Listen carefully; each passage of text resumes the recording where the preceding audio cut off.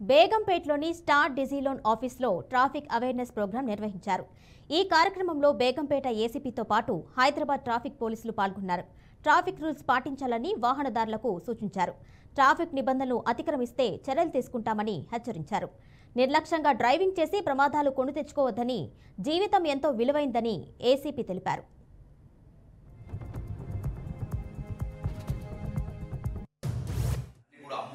హాస్పిటల్లో కార్పొరేట్ హాస్పిటల్లో మీకు తెలుసు ట్రీట్మెంట్ ఎట్లుంటుందో.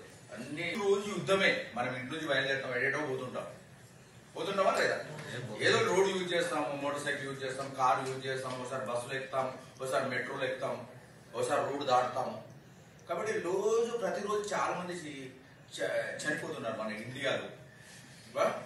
1% వెహికల్సే ఉన్నాయి కానీ మన దగ్గర 2% రోడ్సే ఉన్నాయి కానీ వరల్డ్ లో 11% యాక్సిడెంట్స్ అవుతున్నాయి.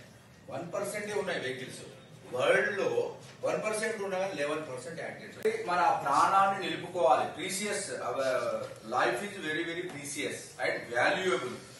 ఒక్కసారి పోతే మళ్ళీ లైఫ్ రాదు. ఒకటి లైఫ్ సంబంధించి.